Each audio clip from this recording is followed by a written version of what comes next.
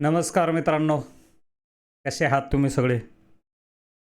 आज आपल्या ह्या सेशनचा मला वाटतं हा शेवटचा दिवस आहे आणि याच्यानंतर उद्या आपण वेगळ्या सेशनमध्ये जाणार आहोत. तर इन्व्हेस्टिंग स्टॉक कसा घ्यायचा, कशा प्रकारे स्टॉकचं व्हॅल्युएशन चेक करायचं, तो पोर्शन मी संपवण्याचा प्रयत्न करतोय आज. आपण स्टॉक मार्केटमध्ये सगळेजण का येतो? तर कोणी पैसे हरण्यासाठी येत नाही स्टॉक मार्केटमध्ये. परंतु स्टॉक मार्केटमध्ये प्रत्येकाला वाटतं की आपण लवकर श्रीमंत व्हावं, लवकर श्रीमंत होता येतं आणि आपण खूप पैसा कमवतो. बरेच जणांचे आपण स्क्रीनशॉट पाहिले असतील, ते दाखवतात की खूप जास्त पैसा बनला जातो. पण मार्केटमध्ये नक्की पैसा बनतो का? मार्केटमध्ये नक्की पैसा बनतो का?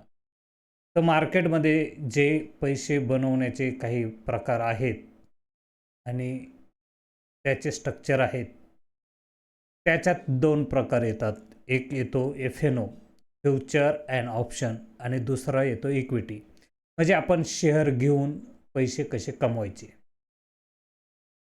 फ्युचर आणि ऑप्शनमध्ये पैसे कमवणाऱ्या लोकांची संख्या ही एक आकडी आहे.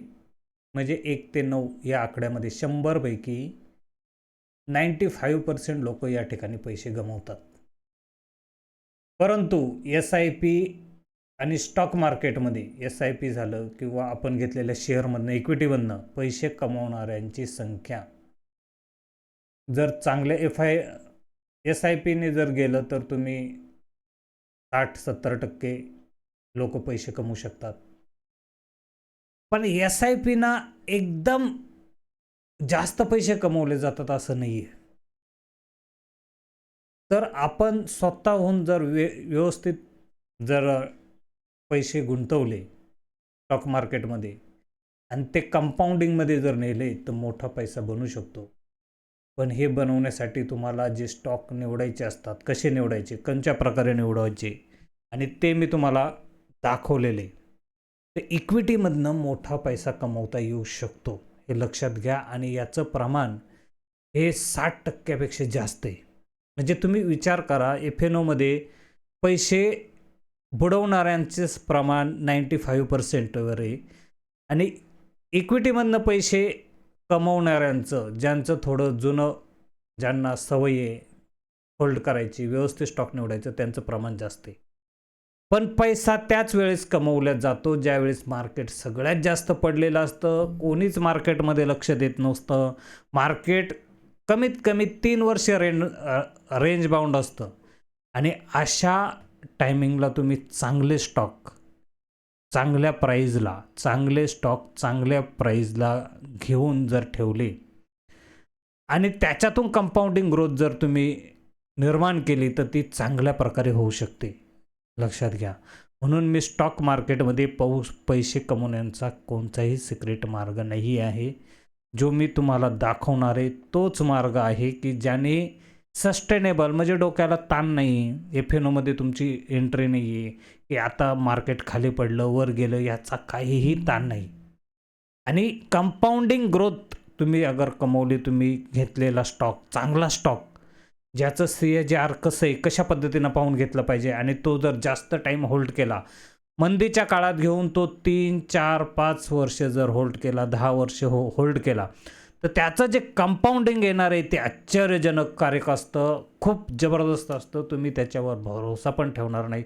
बरेच जण जे सांगतात ना की एक शेअर मी खरेदी केले होते, काही शेअर आमच्या कोणी नातेवाईकांनी, त्याने खूप वर्ष ठेवले आणि ते खूप मोठे झाले. तर ते शेअर जे होतात ना ते कंपाऊंडिंगमुळे होतात, हे तुम्ही लक्षात घ्या. आणि ते कंपाऊंडिंगचा फॉर्म्युला आज आपण इथं पाहणार आहोत. तुम्हाला मी एकदम व्यवस्थित समजावून सांगेल की कंपाऊंडिंगचा फॉर्म्युला कसा पाहिला जातो. लक्षात घ्या, कोणत्याही स्टॉकमध्ये जेव्हा आपण पैसे लावतो आणि ते पैसे जेव्हा आपण निर्माण करतो, तर ते कशा प्रकारे निर्माण करतो, किती प्रकारे होतात, ते खरंच मोठे होतात का, तर त्याचा एक मी तुम्हाला सिंपल फॉर्म्युला दाखवतो, हे लक्षात घ्या. समजा आपण सुरुवातीला 1,00,000 रुपये लावले कोणत्याही मार्केटमध्ये, इक्विटी मार्केटचं सांगते, इक्विटी मार्केटमध्ये 1,00,000 रुपये लावले आणि आपण 1 वर्षाला 12% रिटर्न जनरेट केलं CAGRने बरं का, 12%. तर 1,00,000 रुपयाचं 1 वर्षात 1,12,000 होतात आणि तेच कंपाऊंडिंग 5 वर्षात 1,75,000 रुपये होतात. 12% वर्षाला रिटर्न. आपण स्टॉक मार्केटमध्ये याच्यासाठी नाही आहेत की आपल्याला 7-8% रिटर्न मिळेल, मग ते FDमध्ये पण मिळतं ना. मग स्टॉक मार्केटमध्ये आपण काय येतो, तर याच्यासाठी येतो का जिथं आपल्याला 10-12% रिटर्न मिळतं. आणि जर तुमचं स्टॉक खूपच पडलेला असेल, चांगल्या क्वालिटीचा असेल, मंदीमध्ये असेल मार्केट, आणि त्यावेळी जर तुम्ही स्टॉक खरेदी केले, तर तुम्ही लक्ष द्या, तुम्हाला ह्या स्टॉक मार्केटमध्ये 12% नाही 100% पण रिटर्न मिळतात वर्षामध्ये. पण तुम्ही घेतलेला स्टॉक सॉलिड असला पाहिजे. म्हणून तुम्हाला मी स्टॉक कसा ओळखायचा, त्याचे कसे कंपाऊंडिंग तुम्ही हे करणार, ते मी तुम्हाला पुढे दाखवणार आहे. तर तुम्ही हे लक्षात घ्या. जर 12% रिटर्न जर मिळवले तुम्ही सलग 1 वर्षाला, तर तुमचा 1,15,000 होईल आणि 5 वर्षापर्यंत जर तुम्ही रिटर्न मिळेल तर 2,00,000 होईल. 15%, जास्त नाही, 15% वर्षाला. वर्षाला 15% म्हणजे खूप कमी आहेत. एवढं काही टेन्शन नाही आहे. चांगलं स्टॉक निवडले आपोआप होतात, काहीही हे नाही. जर ग्रोथ असणारा स्टॉक जर तुम्ही पकडला आणि त्याचं 25% वर्षाला रिटर्नाचं CAGR लक्षात घ्या, तर 3,00,000पर्यंत तुम्ही जाऊ शकता 5 वर्षामध्ये. तुम्ही लक्षात घ्या, 8%, 10% अशा प्रकारे बँका देतात. त्याच्यामध्ये रिटर्न होण्यासाठी तुम्हाला पैसे डबल होण्यासाठी कमीत कमी 7 ते 8 वर्ष लागतात. आणि हा रूल ऑफ 72 आहे. रूल ऑफ 72 नी जर म्हणजे रूल ऑफ 72 म्हणजे तुम्हाला किती दिवसामध्ये पाहिजे, किती पर्सेंटमध्ये पाहिजे, पहिले डबल किती पर्सेंटने तुम्ही जर डबल केले तर किती वर्षात किती डबल होतं ते बघा.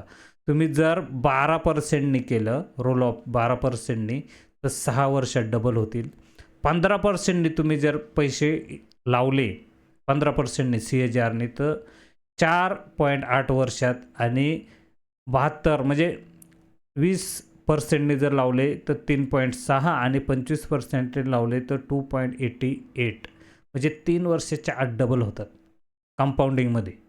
तर हा फॉर्म्युला त्याच्यासाठी मी तुम्हाला दाखवला की हे सोपं आहे, अवघड नाही, याच्यामध्ये टेन्शन नाही. तुम्हाला योग्य फक्त कंपनी निवडायची, योग्य सेक्टर निवडायची, आणि त्या प्रकारे तुम्हाला ग्रोथमध्ये इन्व्हेस्टमेंट करायची आहे. सध्याच्या घडीला मी तुम्हाला सांगतो, इथून पुढे बँकांना चांगलं प्राधान्य राहील. पण याचा अर्थ असा नाही की सगळ्याच बँका खरेदी करायच्या. कोणची बँक खरेदी करायची, कोणत्या प्रकारे खरेदी करायची, कारण इंडियाची ग्रोथ जी खाली आलेली आहे आणि आपण कुठंतरी सस्टेनेबल होण्याच्या बेतात आहे. इथून अजून मार्केट खाली जाऊ शकतो. तुम्हाला चांगली संधी, आणि त्यावेळेस तुम्ही जेव्हा ग्रोथमध्ये निवड करता, तर त्यावेळेस तुम्हाला चांगले पैसे मिळून देतात. खराब परिस्थितीमध्ये तुम्ही पैसे अडकवले तर ते चांगल्या परिस्थितीमध्ये चांगले रिटर्न देतात. आणि त्याच्यासाठी तुम्हाला अडकवताना पैसे अशा प्रकारे अडकावं लागतात की तुम्ही अशी कंपनी तुम्हाला निवडायची का जिचा कमीत कमी 20%, 25% CAGR रिटर्न मिळतो. तो कसा पाहायचा, कुठे पाहायचा, कोणत्या प्रकारची कंपनी निवडायची, हे मी तुम्हाला दाखवण्याचा प्रयत्न करतोय. म्हणून आता आपण पुढच्या पॅटर्नवर जातो. तो म्हणजे तुम्हाला मी काल दाखवलं होतं की तुम्ही CAGR पाहणाऱ्या कंपन्या कशा निवडाल, त्याच्यामधनं कसे पैसे जनरेट केले जाऊ शकतात. बघा, हा चार्ट दाखवलेला आहे, हा आपल्याच कंपनीचा आहे, आणि त्याच्यामध्ये मी तुम्हाला दाखवतो कंपनीना CAGR नुसार कसा रिटर्न दिलेला आहे. हा खाली येतोय बघा. तर त्याच्यामध्ये कोणकोणत्या गोष्टी पाहिल्या जातात, तर मी ते तुम्हाला सांगतो. पहिल्यांदा मला वाटतं अगोदर तुम्हाला त्या गोष्टी सांगण्याचा प्रयत्न करतो की ते कशा प्रकारे तुम्ही CAGR हे केलं पाहिजे.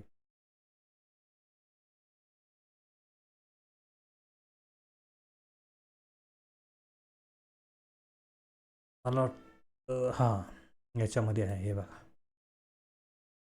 CAGR जर आपल्याला चांगलं पाहिजे असेल तर काय गोष्टी पाहिजेत, म्हणजे जे स्टॉक आपल्याला निवडायचे, जो डबल झाला पाहिजे किंवा जास्त झाला पाहिजे, तो स्टॉक निवडायचा कसा.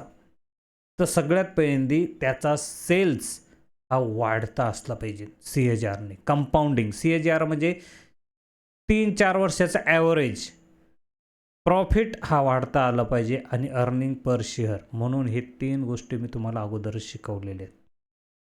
आणि ह्या वाढत्या असल्या तर तुमचं प्रॉफिट वाढेल, तुमचा सेल्स वाढला असेल तर प्रॉफिट तुमचं आपोआप वाढेल आणि हे कंपाऊंडिंग वाढेल. म्हणून याच्यापासून मार्केटमध्ये पैसे कमवणाऱ्यांची संख्या साठी हीच माणसं जबाबदार असतात की जे आपल्या स्टॉकला व्यवस्थित निवडतात, CAGR नुसार निवडतात आणि मग तिथून पुढं खरी गंमत चालू होते. कुठं गेले बघा, प्रत्येक स्टॉकचं इथं येतं, तुम्ही पाहायचं असतं, काही अवघड नाही. आपल्याला असं वाटतं लय अवघड आहे, पण प्रत्यक्षात तसं काही अवघड नाही.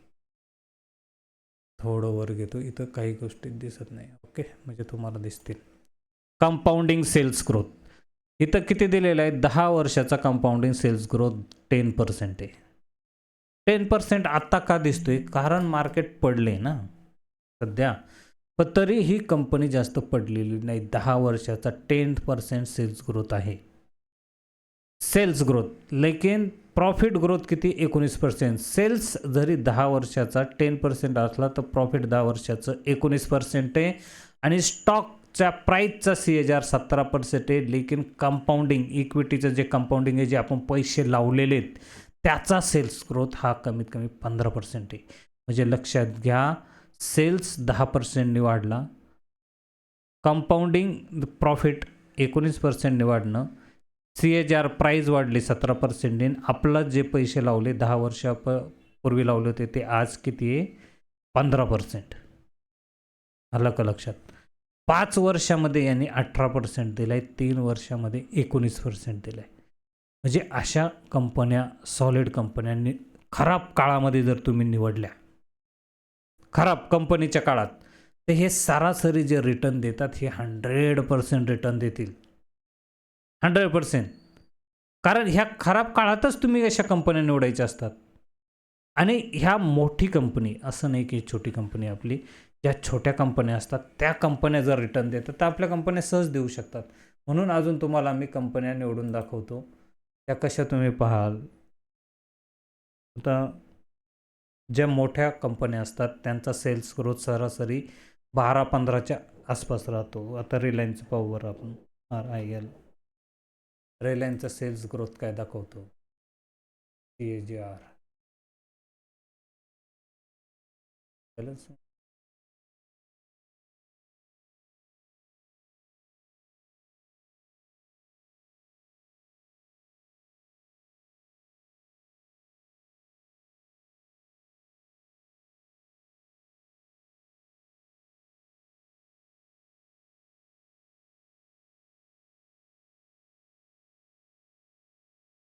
'प्रॉफिट अँड लॉस' स्टेटमेंटमध्ये आहे. रिलायन्सने 9% दिला आहे आणि कंटिन्यू 9% दिला आहे. 3 वर्ष, 5 वर्ष, 10 वर्ष. तुम्हाला मी एक गोष्ट सांगतो, ज्या कंपन्या खूप मोठ्या आहेत ना, त्यांचा जे रिटर्न आहे हे थोडं 10-12च्या लेवलला असतं. आणि ज्या कंपन्या ग्रोईंगमध्ये असतात आणि त्यांचं मार्केट कॅपिटल थोडं कमी असतं, तशा कंपन्या खराब काळामध्ये जर तुम्ही निवडल्या ना, तर त्यांचं इतकं जबरदस्त राहतं ना सेल्स ग्रोथ, ते 25-30च्या पुढंच राहतात. आता बँकांमध्ये पण पाहू आपण. ICICI बँकेचं पाहू, HDFCचं तर आपण पाहिलेलं आहे. बॅलन्स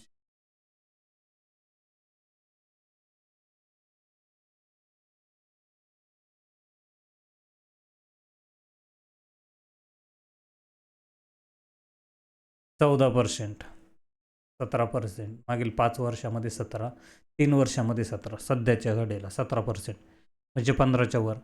आता बँकांमध्ये अजून छोट्या बँकांमध्ये जाऊ. IDFC फर्स्ट,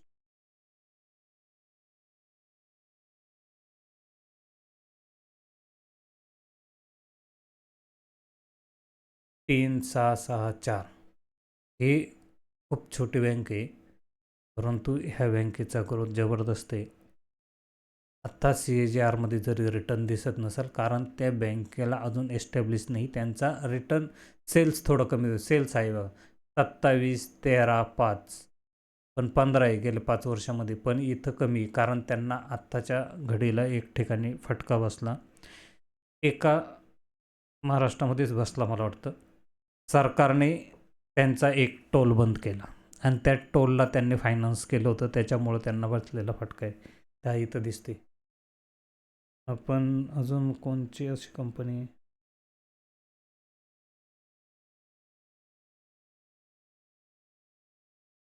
CAGR नुसार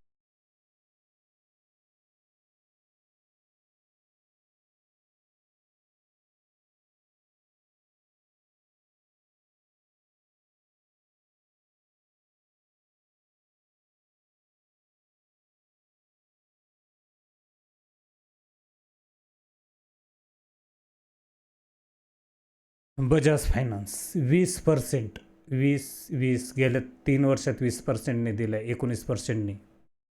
डेक्सॉन आपण DI टेक्नॉलॉजी. म्हणून कंपन्या निवडताना सुद्धा महत्त्वाच्या असतात की कोणत्या कंपन्या निवडायच्या, कशा निवडायच्या. हे बघा, 30%, 31%, 34%. कमीत कमी खराब सिच्युएशनमध्ये असणारी कंपनी आणि जी चांगली आहे, सॉलिड आहे, परंतु तिचा सेल्स ग्रोथ 20च्या वर आहे, अशी जर कंपनी आपण निवडली खराब सिच्युएशनमध्ये, तर पुढील येणाऱ्या 3 ते 4 वर्षात ती हमखास डबल होते. तुम्हाला मी सरळ सांगतो कसं असतं मार्केटमध्ये. काय पाहायचं, समजा एक कंपनी आहे, ती जर 30%नी ग्रोथ करते, याचा अर्थ काय होतो की ती कंपनी 30%ने जर ग्रोथ करत असेल, तीच जास्त आपण 25 धरू, 25%नी ग्रोथ करत असेल, तर ती कंपनी 3.5 वर्षात डबल होईल. डबल कॅपिटल त्या कंपनीचं डबल होईल. अलग लक्षात, कारण CAGR ना कंपाऊंडिंगमध्ये येणार, मग 3-3.5 वर्षात ती कंपनीच डबल होईल. मग ती कंपनी डबल जर होऊ शकते, तर तिला आपल्याला काय पाहिजे, CAGR. म्हणजे CAGRचं काय म्हणजे कंपाऊंडिंग. 3 वर्षामध्ये, 1 वर्षामध्ये समजा 20 दिले असेल, दुसऱ्या वर्षात 15, 1 वर्षात 10 दिले असतील, तर सरासरी किती येईल, 15 वर्ष. आणि ज्या कंपन्या खराब काळामध्ये, चांगल्या कंपन्या खराब काळामध्ये चांगल्या प्राईजला, चांगल्या P रेशोला मिळतात, त्या कंपन्या नंतर चांगल्या प्रकारे ग्रोथ देतात. आणि म्हणून हे बघ, याचा P डेक्सॉनचा 47 आहे. हा P एक काळाला 100 ते 200 होता, पण त्याच्यात ग्रोथ होती म्हणून. आता त्याची थोडी ग्रोथ कमी आहे म्हणून ती कंपनी पडलेली. म्हणून अशा कंपन्या नेहमी निवडायच्या असतात, त्या कंपन्या पाहायच्या असतात. त्या कंपन्या निवडताना हे त्यासाठी मी तुम्हाला रेशो सांगितलेत की कोणचे रेशो पकडायची, आणि त्याला जेव्हा तुम्ही बाय करणार, सेल करणार, कधी बाय केलं पाहिजे, कधी सेल केलं पाहिजे, ते येणाऱ्या काळामध्ये मी तुम्हाला सांगणार आहे. त्याच्या अगोदर त्याचं कसं तुम्ही मॅनेजमेंट केलं पाहिजे, कशा प्रकारे ते कंपनी निवडली पाहिजे, त्यांच्यात कोणचे रेशो पाहिले पाहिजे, कोणत्या रेशोवर टिकून राहिलं पाहिजे, कोणत्या प्राईजला खरेदी केलं पाहिजे, हे मी तुम्हाला पुढच्या काळात सांगेल, येणाऱ्या उद्याच्या व्हिडिओनंतर. प्राईज ॲक्शनवरनं हे ज्या कंपन्या त्यांचं बॅक साईट आहे आणि आपल्याला फ्रंट साईटला पाहणं मी तुम्हाला शिकवणार आहे की फ्रंट साईटला तुम्ही कसं एखाद्या स्टॉकला पाहून करणार, त्यांचं प्राईस कशी पाहणार, की कोणत्या साईटला आहे, त्याच्या कंपनीनं बाय होण्यासारखी की सेल होण्यासारखी. त्याच्यासाठी तुम्हाला अगोदर हे कॅल्क्युलेशन शिकवलं आहे. हे पहा, CAGR त्यासाठी पाहिला जातो. म्हणून sales growth, profit growth, top growth, bottom growth. Top growth म्हणजे सेल्स, बॉटम ग्रोथ म्हणजे सगळं दिल्यानंतर किती शिल्लक राहतं, आणि CAGR म्हणजे कंपाऊंडिंग 3 वर्षामध्ये त्यांनी कसं परफॉर्मन्स केले. ज्या कंपन्या कंपाऊंडिंग परफॉर्मन्स करतात त्या कंपन्या भविष्यामध्ये मोठ्या जंप मारतात, आपल्याला चांगले पैसे करून देतात. आणि अशा कंपन्यांमध्ये आपण जर खराब परिस्थितीमध्ये पैसे लावले तर गॅरंटेड पैसे बनतात, गॅरंटेड. पण विनाकारण वरच्या लेवलला पैसे लावायचे, मग आपल्याला 4-5 वर्ष तंगून ठेवते ती कंपनी. बरेचसे माणसांनी गेल्या 2023-24ला ज्यांनी पैसे लावलेत ते आजही घाट्यात आहेत, कारण मार्केट खूप पळून गेलं होतं वर. त्यावेळेस मी बरेच जणांना सांगितलं ह्या कंपन्या निवडू नका, ह्या हाय व्हॅल्युएशनवर आहेत, यांचं व्हॅल्युएशन सस्टेन होणार नाही. ते प्राईज ॲक्शनवरनं कळलं त्यांचं व्हॅल्युएशन सस्टेन होणार की नाही. मी तुम्हाला एकदम परफेक्ट सांगाल. पण आपल्याला कसं करायचं, प्राइस ॲक्शन प्लस त्या कंपनीचे आतलं स्ट्रक्चर कसं आहे.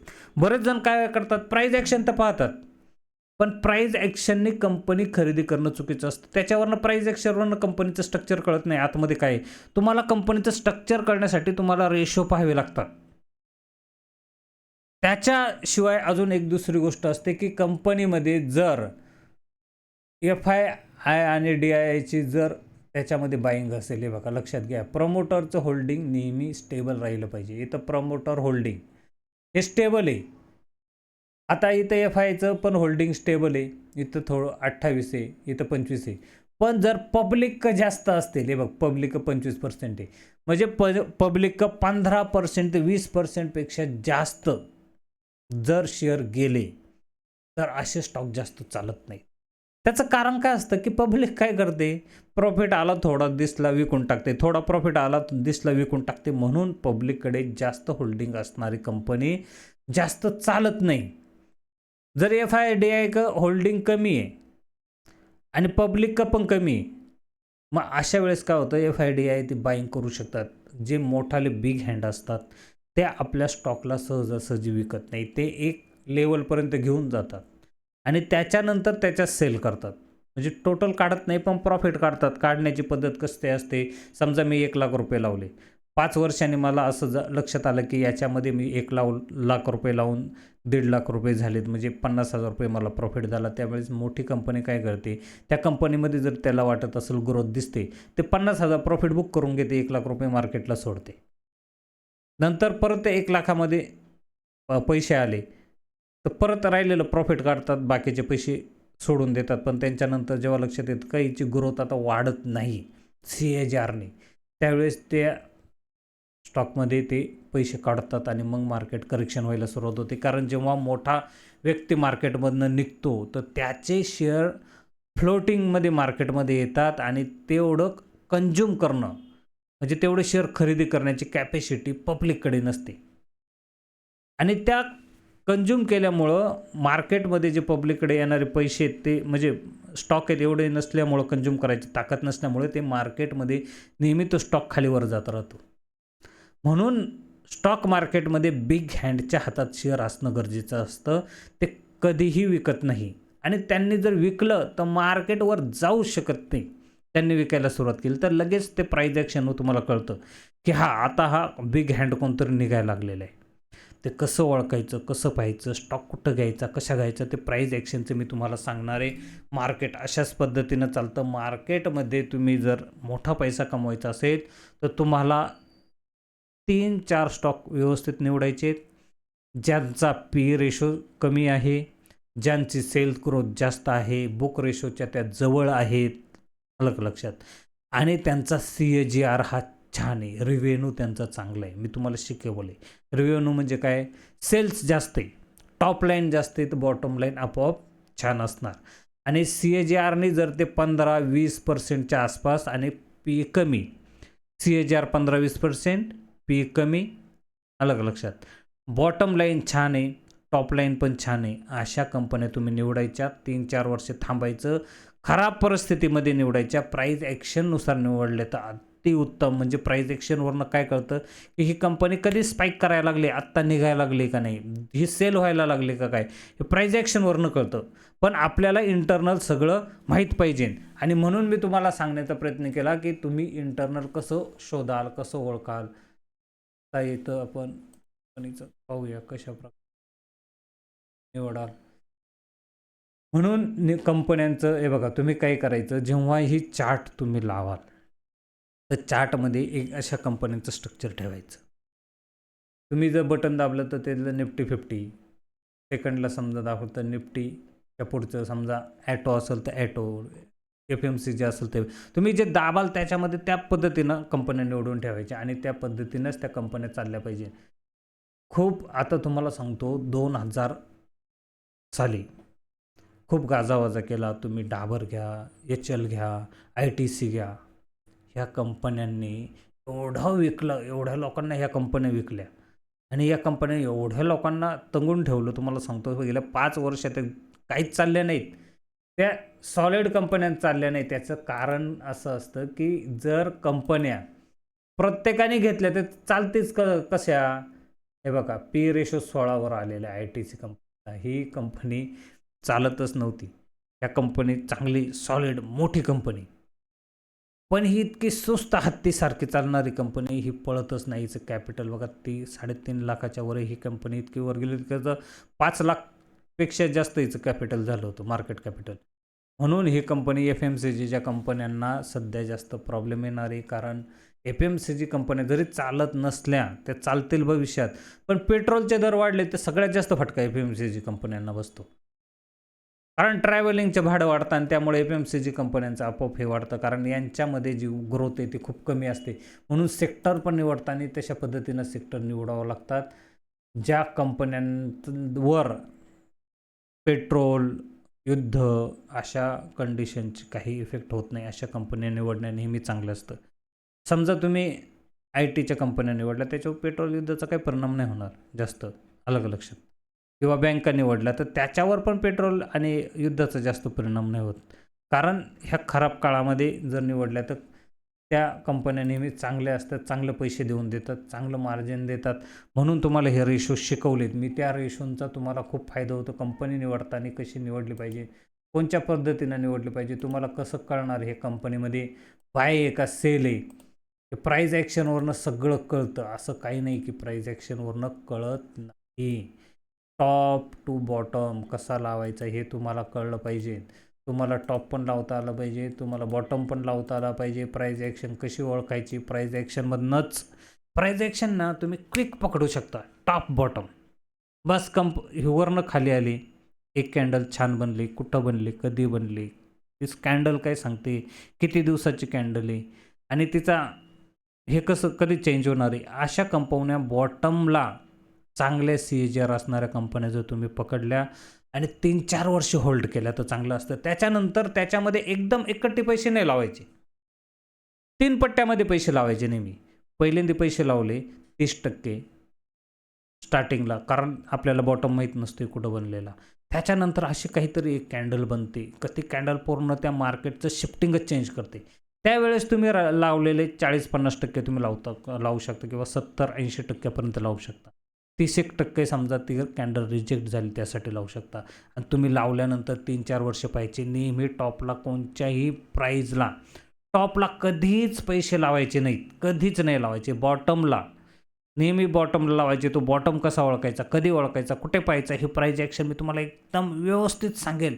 एकदम चांगले चांगले स्टॉक एकदम टॉपला पकडू शकता तुम्ही.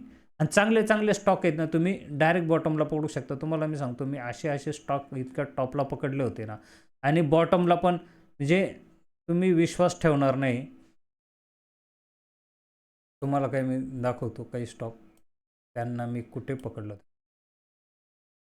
हा स्टॉक आहे ना, मी तुम्हाला सांगतो, इतक्या टॉपला विकला ना, इतक्या टॉपला भरोसाच ठेवणार नाही तुम्ही. एवढ्या टॉपला विकला होता, ह्या प्राईजला विकला होता, 200च्या प्राईजला. आणि मला गॅरंटी होती हे ना हा स्टॉक इथून करेक्टच होणार. 200च्या स्टॉकला विकला होता आणि ह्याची प्राईस काहीतरी आमची 100-120च्या आसपासची होती खरेदी इथली. ह्या प्राईजची खरेदी होती. इथून स्टॉक आम्ही इथपर्यंत नेला होता.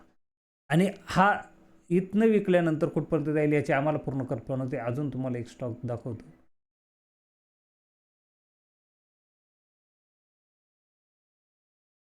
बँक सेक्टरचा स्टॉक होता. असे खूप स्टॉक आहेत इतक्या टॉपला. मुथूट फायनान्स बघा, हा जो स्टॉक आहे ना, हा इथं आम्ही सेल केला होता. इथं ह्या टॉपला 4,000च्या आसपास सेल केला होता. 4,000च्या. आम्हाला माहिती होतं 2 ते 3 दिवसात करेक्ट होणार आहे, हा कार्यक्रम होईल याचा. ह्या टॉपला आम्ही सेल केला होता आणि त्याला आम्ही या ठिकाणी पकडला होता. एकदम खाली नव्हता पकडला, पण कमी कमी इथवर पकडला होता. इथून इथपर्यंत नेला होता. असे खूप स्टॉक आहेत, तुम्ही टॉपला सेल करू शकता. हे तुम्ही स्टॉक मार्केटमध्ये करू शकता, जास्त अवघड नाही आहे. पण त्याच्यासाठी तुम्हाला एक्सपिरियन्स लागतो, जास्त दिवस तुम्हाला मार्केटमध्ये राहावं लागतं. स्टॉक मार्केट म्हणजे खूप काही आहे, असं काही नाही आहे. पण मार्केटच्या अंदाजावरून तुम्हाला कळतं की स्टॉक मार्केटमध्ये तुम्हाला सांगतो मी, काही माणसांना मी सांगितलं होतं 2025ला सांगितलं होतं मी, तुम्ही आता स्टॉक मार्केटमध्ये पैसे लावू नका, पैसे बनणारच नाहीत. आणि मार्केट 22,000ला टच करणार आहे. त्यावेळेस मार्केट चालवतं 26,400. लोक कसं काय जातील? आणि मी महिना दिला होता, 2026च्या मार्च महिन्यामध्ये मार्केट पडेल. मार्च महिन्यामध्ये आपल्या ग्रुपमधले त्याच्यातले बरेचसे लोक आहेत, त्यांना मी सांगितलं होतं मार्च महिन्यामध्ये मार्केट पडेल. आणि 4 महिने अगोदर सांगितलं होतं की मार्चमध्ये टॉप बनवून मार्केट पडेल. तुम्हाला सांगतो मार्च, जानेवारी, फेब्रुवारीच्या 28 तारखेनंतर मार्केट पडायला सुरुवात झाली. स्टॉक मार्केट पडायला सुरुवात झाली. असं होतं आणि एक्सपिरियन्सने असं करता येऊ शकतं, असं नाही आहे. तुम्हाला सांगतो, हे बघा, हा टॉप लागला होता 26 फेब्रुवारी. खाली दिसते का तुम्हाला? हा, इथं तुम्हाला थोडं दिसत नसेल, चाटी काय दिसते, 26 फेब्रुवारी. हे बघा इथं 26 फेब्रुवारीला मार्केट, हे जानेवारी आणि हे फेब्रुवारी. जानेवारीनंतर मार्केट, मी तुम्हाला सांगतो 2025ला मी सांगितलं होतं, इथं 2025ला सांगितलं मार्केटमध्ये पैसे लावू नका, मार्केट 22,000ला जाणार आहे. आणि इथं आम्ही मार्केट टॉप पकडला होता. आणि 1 वर्ष अगोदर सांगितलं होतं की इथनं मार्केटवर जाऊच शकत नाही. 1 वर्ष मार्केट तिथं थांबलं, 1 वर्ष गेलंच नाही त्याच्यावर. असं पकडू शकता तुम्ही, याच्यात काही अवघड नाही आहे. हे असं आपल्याला वाटतं की काहीतरी म्हणजे असं होऊ शकत नाही, असं सगळं होतं. पण तुम्ही FNO करू नका. FNO मी तुम्हाला शिकवणार आहे. तुम्ही CAGR प्रमाणे स्टॉक कंपाऊंडिंग घ्या. कसं होतं माहिती आहे का, FNOमध्ये तुमचं पैसे डायरेक्ट उडून जातात, झिरो होतात. मग तुम्हाला दरवेळी नवीन पैसे टाकावे लागतात. आणि स्टॉक मार्केटमध्ये, इक्विटीमध्ये तो स्टॉक झिरो नाही होत. तुम्ही किती पैसे लावा, तो परत तुमच्या प्राईजला येईल. काही काही असे स्टॉक असतात का जे तुम्ही फारच खराब निवडले. असे पण माझे मित्र आहेत ज्यांनी फारच खराब निवडलं होतं स्टॉक. त्याला मी सांगितलं ठेवूच नको, पण त्याने नाही ऐकलं, शेवटी तो झिरो झाला. म्हणून तुम्हाला हे सगळे रेशो शिकवलेत की तुम्ही इक्विटीमध्ये कंपाऊंडिंग ग्रोथ वजा पी रेशो बघा, बुक रेशो बघा, त्याचा सेल्स ग्रोथ बघा, प्रॉफिट ग्रोथ बघा, आणि प्राईज ॲक्शननुसार चांगल्या ठिकाणी पकडा. आणि त्या स्टॉकला 3-4 वर्ष तुम्ही सस्टेन करा. तो स्टॉक तुम्हाला CAGRने तुम्हाला डबल होणार. फक्त खराब परिस्थितीत पकडायचं, टॉपला जाऊन पकडायचं नाही. टॉप कळतो आपोआप मार्केटमध्ये. टॉपच्या वेळेस हे ना कळतच नाही आपल्याला, असं मार्केटच असं दाखवतं, ते पळतच असं असतं ना की ते आज जर 1 रुपये चढल तर दुसऱ्याचे 10 रुपये चढल, आणि पडायला लागलं ना ते असं पडतं की सांगू नका. त्यामुळे हे मार्केट आहे, मार्केटमध्ये पैसे बनतात. आपल्या आजूबाजूच्या बरेच लोकांनी पैसे घालवलेले, त्यामुळे आपल्याला असं वाटतं पैसे बनत नाहीत. तुम्ही इक्विटीमध्ये काम करा, इक्विटीमध्ये बाय करा, इक्विटीमध्ये सेल करा. तुम्हाला मी प्राईज ॲक्शन सांगल, शिकवल, सगळं शिकवल, एकदम व्यवस्थित शिकवल. त्या प्राईज ॲक्शन मी तुम्हाला असं शिकवल ना, त्याच्यावरनं तुम्ही टॉप आणि बॉटम तुम्ही पकडायला शिकाल. इतक्या परफेक्टपणे मी तुम्हाला शिकवल. त्यामुळे उद्यापासून आपण प्राईज ॲक्शनला सुरुवात करणार आहोत. तुम्हीला ज्याला प्राईज ॲक्शन काहीच कळत नाही त्याला मी सुरुवातीपासून शिकवल.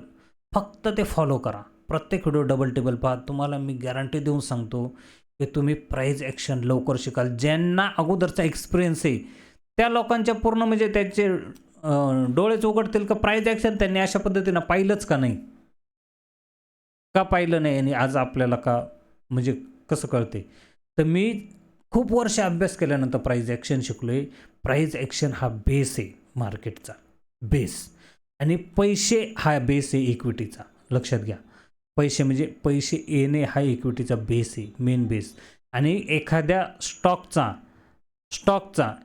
स्टॉकचा पी रेशो किंवा त्याचा ग्रोथ किंवा बुक रेशो, त्याचा CAGR, हे 4-5 घटक त्याचा मेन बेस आहे.